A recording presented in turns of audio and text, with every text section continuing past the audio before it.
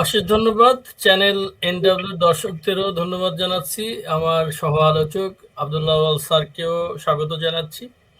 আসলে আমরা একটা দীর্ঘ অন্ধকারের ভিতর দিয়ে গেছি 18 মাসের।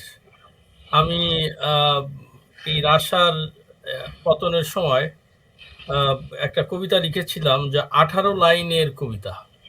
এটি একটি 18 লাইনের দীর্ঘ অন্ধকারের কবিতার ভিতর দিয়ে আমরা গেছি। কিন্তু এই অন্ধকারের ভিতর দিয়ে যাওয়ার পরেও আজকে যে নতুন সরকার গঠিত হলো, প্রথমেই তারেক রহমানকে আমি স্বাগত জানাচ্ছি।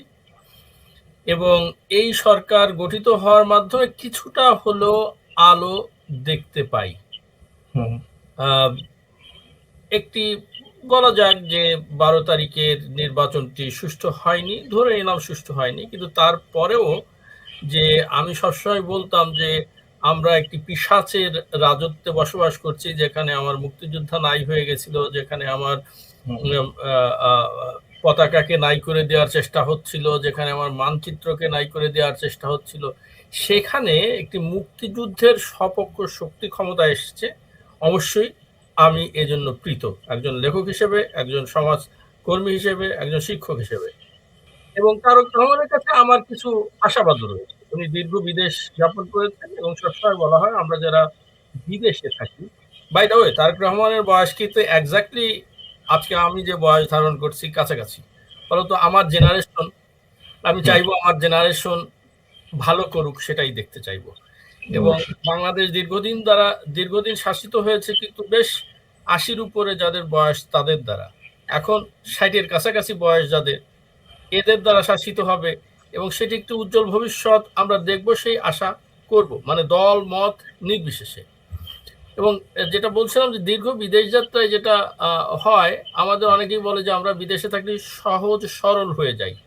ইতিমধ্যে কিন্তু সেই ব্যাপারগুলি তারেক রহমানের ভিতরে দেখেছি। যেমন যারা স্লোগান দিচ্ছিল, বলছে দেখো তোমরা স্লোগান দিয়ে আমার ক্ষতি করছো, স্লোগানটা দিও না, তোমাকে দেখানোর জন্য এসছো। হ্যাঁ, আমি একবার জাতিসংঘে আমাদের এক প্রধানমন্ত্রীর কোনো একটা অনুষ্ঠানে গিয়েছিলাম, সেখানে দেখলাম জাতিসংঘের ভিতরের অনুষ্ঠানে স্লোগান দিচ্ছে, না করা হচ্ছে না, সেটা অন্য অভিজ্ঞতা। তো ইনি না করছেন, আবার দেখলাম যে ওনাকে আলাদা চেয়ার দেওয়া হয়েছে, সেই চেয়ারে না বসে উনি সবার সাথে একই চেয়ারে বসলেন। এগুলি কিন্তু একটা পজিটিভ সাইন। ফলত তার কাছ থেকে আমাদের আশা অনেক। আমি সংক্ষেপে কিছু আশার কথা বলি, যে তিনি দেশে শান্তি ফিরিয়ে আনবেন, এই মারামারি হানাহানি কাটাকাটি থেকে শান্তি ফিরিয়ে আনবেন, আইন শৃঙ্খলা পরিস্থিতির উন্নয়ন ঘটাবেন, দেশে বিনিয়োগ যাতে আসে, আমাদের অর্থনৈতিক উন্নয়ন হয়, সেই ব্যাপারে তিনি চেষ্টা করবেন। এবং ছাত্রদের ক্লাসে ফিরিয়ে দেবেন। ছাত্ররা যে আন্দোলন, সন্ত্রাসী আন্দোলন বা যেভাবেই বলি, তারা তো আমাদেরই সন্তান। তারা যে এই যে ক্লাসের বাইরে থেকে যে শিক্ষা গ্রহণ করছে না, এতে কিন্তু অদূর ভবিষ্যতে আমরাই ক্ষতিগ্রস্ত হব। তারা যাতে ক্লাসে ফিরে যায়, মুক্তিযুদ্ধের ঐতিহ্য ধারণ করবেন এবং সচেতনভাবে সেটা ধারণ করবেন। তিনি ইতিমধ্যে তেমন কিছু কথা বলেছেনও। এবং বাংলাদেশে যে ভয়ঙ্কর লুটপাট, এই যে সরকারে গেলেই লুটপাট করতে হয়, এখানে একটা চেক অ্যান্ড ব্যালেন্স আনবেন। ইতিমধ্যে একজন সাংবাদিক বলেছেন, শুনলাম, যে তিনি যদি ধরুন 100 দিনের একটা টার্গেট নেন, যে এই 100 দিনে যেসব মন্ত্রীরা খারাপ করবেন তাদেরকে মন্ত্রিসভায় রাখা হবে না, তাহলে পরবর্তী 100 দিন কেউ খারাপ করতে চাইবে না। এইরকম একটা চেক অ্যান্ড ব্যালেন্স যদি তিনি নিয়ে আসতে পারেন, আমার মনে হয় যে আমরা একটু ভালো ভবিষ্যতের দিকে যাচ্ছি। তবে এখানে একটা কথা আছে, যে এনরা কিন্তু বিপুল ভোটে, মানে বিপুল সংখ্যাগরিষ্ঠতা নিয়ে আসছেন। এই সংখ্যাগরিষ্ঠতা কিন্তু আওয়ামী লীগের ভোটের মধ্যে আছে। আওয়ামী লীগের সাধারণ জনগণ তারা কিন্তু সরলভাবে ভোট দিয়েছে যে তারেক জিয়াকে ভোট দিলে শেখ হাসিনা ফিরে আসবে, একেবারে গ্রামের খেটে খাওয়া সাধারণ মানুষ। ফলত তারেক জিয়াকে সেটাও চিন্তা করতে হবে যে আওয়ামী লীগকে কিভাবে ফিরিয়ে আনা যায়, তাদের সহজভাবে রাজনীতি করতে দেওয়া যায়। কারণ 30-40% মানুষকে বাইরে রেখে কোনো দেশেই শান্তি প্রণয়ন করা যায় না। ধন্যবাদ। আমি কালকেই একটি টক শোতে বলেছিলাম যে যে 2 কক্ষ বিশিষ্ট যে সিস্টেম ওরা তৈরি করতে চাচ্ছে এবং 2টো শপথের কথা বলছে। আমি আশা করব যে বিএনপি এই ফাঁদে পা দেবে না এবং স্যার খুব ভালোভাবেই বলেছেন যে বিএনপি সেই ফাঁদে পা দেয়নি, প্রথম তাদের পরীক্ষায় উত্তীর্ণ হয়েছে। কিন্তু আমিও খলিলুর রহমান সম্পর্কে আমিও বলতে চাচ্ছিলাম, স্যার অলরেডি বলে ফেলেছেন। আমার ব্যক্তিগত ধারণা, খলিলুর রহমান ইতিমধ্যে যে কাজগুলি করেছেন, যেমন ধরুন লেয়াজও করেছেন ভারতের সাথে, এবং এই ইনুস এবং তার আজকের প্রধানমন্ত্রী এদের মধ্যে যে যোগসূত্রটা তৈরি করে দিয়েছেন, এবং মিডিল ইস্টে যে কয়েকবার বসছেন এবং নানা দিকে নানা গোয়েন্দা সংস্থার সাথে তার যে আন্ডারস্ট্যান্ডিং, আমার মনে হয় এইসব কারণেই তাকে পররাষ্ট্রমন্ত্রীর দায়িত্ব দেওয়া হয়েছে। এবং আমি আশা করব যে এটি মানে 5 বছরের জন্য নয় বা পুরো টার্মের জন্য নয়, তাকে আপাতত সেই দায়িত্ব। ভাই আমি একটু যুক্ত করে দিচ্ছি, এটা কি একটু হুমকি স্বরূপ না? কারণ ইতিমধ্যে সে তো করিডোর দিতে চেয়েছিলেন এবং আমাদের দেশপ্রেমিক সেনাবাহিনী সেখানে বাধা দেওয়ার ফলে এটা হয়ে ওঠেনি। এখন উনি পররাষ্ট্র মন্ত্রণালয়ে যদি যান তো খুব ভালো প্রশ্ন, যে করিডোরের ব্যাপারটাকে কিন্তু করিডোর চাচ্ছিল ইউএস, এবং ইউএস কিন্তু সেখান থেকে সরে এসেছে, এবং বিএনপির নিজস্ব যে রাজনীতি সেখানেও করিডোর নাই। ফলত খলিল আমার মনে হয় করিডোর নিয়ে আর বেশি বাড়াবাড়ি করবেন না। তবে আমার যেটা মনে হয় যে জামাত এবং এনসিপির যে চাপ রয়েছে ইসের উপরে, বিএনপির উপরে, তারা ছায়ামন্ত্রী পরিষদ গঠন করতে চাচ্ছে, তারা অন্যান্য, যেমন ধরুন যে দ্বিতীয় শপথটা নেওয়া হলো না, তা নিয়ে চাপ সৃষ্টি করবে। কারণ এখনো কালো ছায়া কিন্তু আমাদের উপর বসে আছে, এবং অবভিয়াসলি যে খলিলুর রহমানকে দিয়ে সেই কালো ছায়ার একটা পার্ট কিন্তু ওখানে রাখা হয়েছে।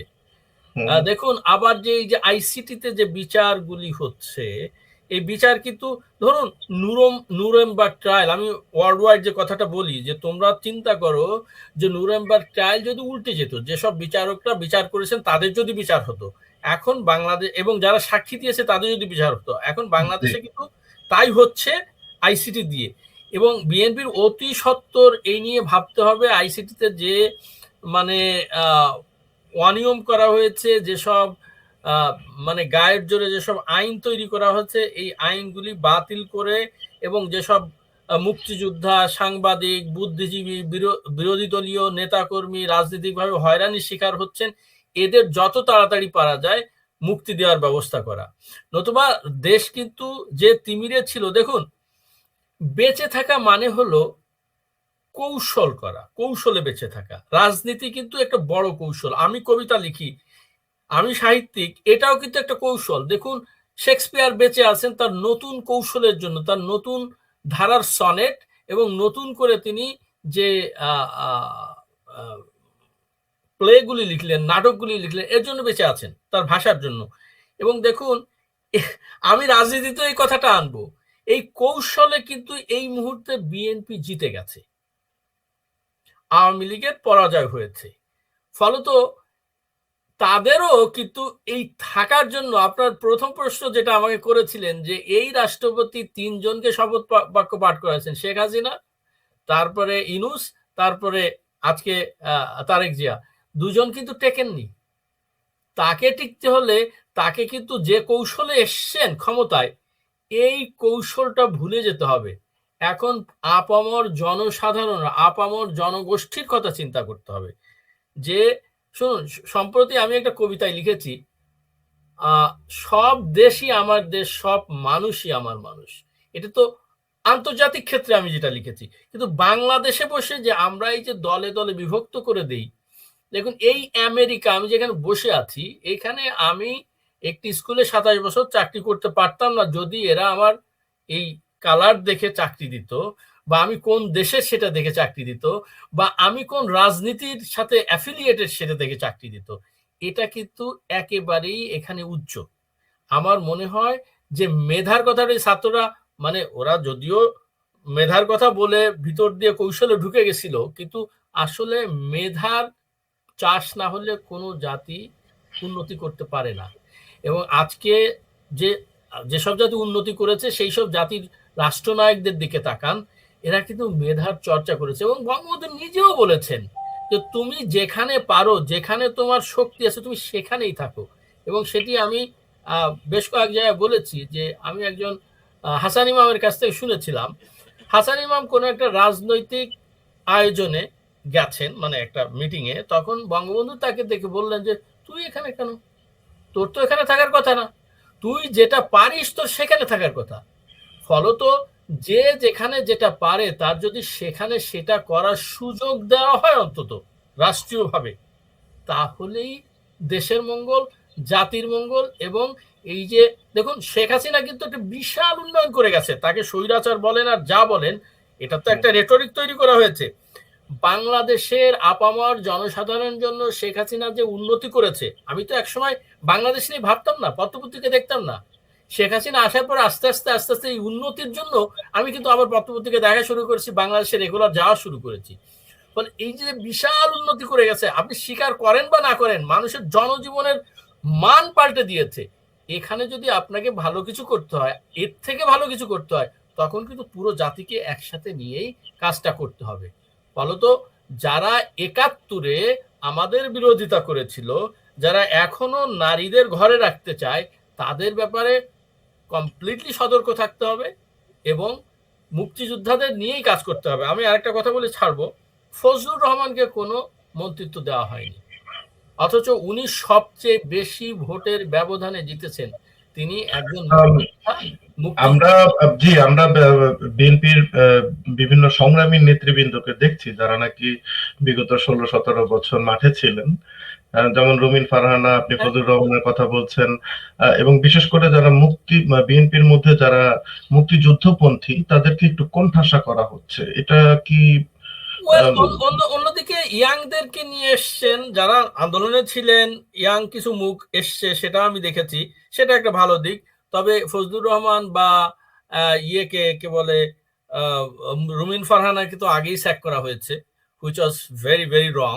তারপরও আমার মনে হয় যে এখানে রিকনসিলিয়েশনের দরকার ছিল, রুমিন ফারহানাকে অন্তত মন্ত্রিত্ব দেওয়া উচিত ছিল। তাতে উদারতার পরিচয় পেত একজন যোগ্য ব্যক্তি, যিনি এতকাল তাদের জন্য কাজ করেছেন, সেই যোগ্য ব্যক্তিটা আসতে পারতেন। আর ফজলুর রহমান তো মুক্তিযুদ্ধের সপক্ষে, আমি এখনো আশা করি তাহলে ফজলুর রহমানকে রাষ্ট্রপতি বানাবেন। কিন্তু এখানে একটা ভয় রয়ে গেছে যে খলিলুর রহমানকে এনেছেন, উনি আবার এই ইউনূসকে রাষ্ট্রপতি বানানোর ওই সে পা দেন কিনা, এবং ফেসবুক সয়লাভ হয়ে গেছে ইউনূসকে রাষ্ট্রপতি হিসেবে কেমন লাগবে।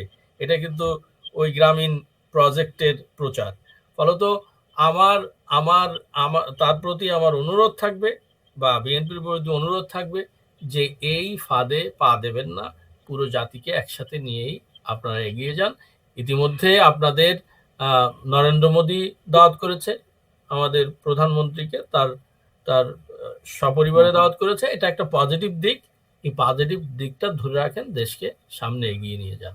আপনার প্রতি শুভকামনা। ধন্যবাদ। শুনুন, ভবিষ্যৎ প্রজন্ম কি লিখবে কি লিখবে না সেটা তো আমি বলে দিতে পারবো না, তবে অতীতকে দিয়ে আমি যেটা দেখি, আমাদের এই বিশাল মুক্তিযুদ্ধ হয়ে গেল, যেখানে 30 লক্ষ শহীদ, 2 লক্ষ মা বোনের ইজ্জত, এবং এত ঘর বাড়ি পোড়ানো, আমাদের সমস্ত কি বলে ইনফ্রাস্ট্রাকচার ধ্বংস করে দেওয়া হয়েছিল, বলা হয়ে থাকে সেটা নিয়ে একটি অসাধারণ উপন্যাস আজ পর্যন্ত হয়নি। আখতারুজ্জামান ইলিয়াস বলেছিলেন যে তিনি তার 3য় উপন্যাসটি মুক্তিযুদ্ধ নিয়ে লিখবেন।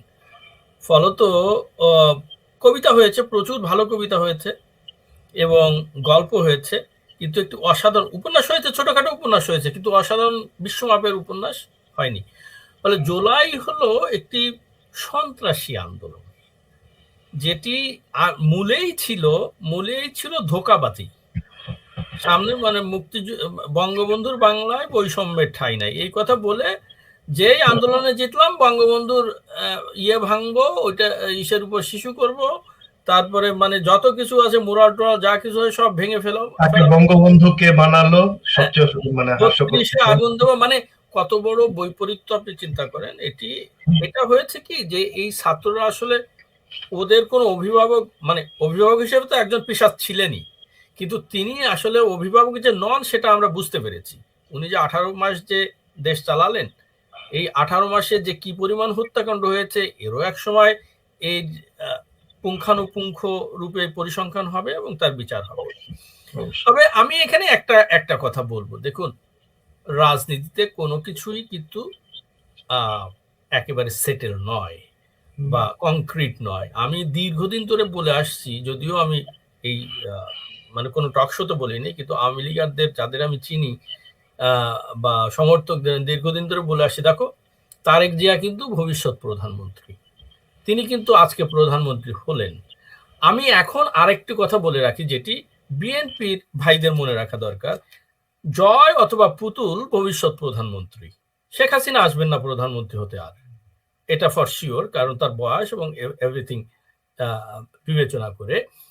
কিন্তু যে দেশে 40% মানুষ আওয়ামী লীগকে চায়, সেই দেশে জয় বা পুতুল কোনো একজন প্রধানমন্ত্রী হবেন। ফলত আমি আগে যে কথা বলেছি যে দেখুন, আপনি এই কথা কেন বলছেন না না হাসান আল আব্দুল্লাহ ভাই, আপনি এই কথা কেন? কারণ উনি তো এখনো ডক্টর ইউনূসের মতো অতটা বৃদ্ধ না, আমাদের প্রাক্তন প্রধানমন্ত্রী। দেখুন, জয় বারবারই বলেছেন যে আমার মা বলেছিলেন যে 18 সালে নির্বাচনের পরে উনি ইসে যাবেন, কি বলে, অবসরে যাবেন।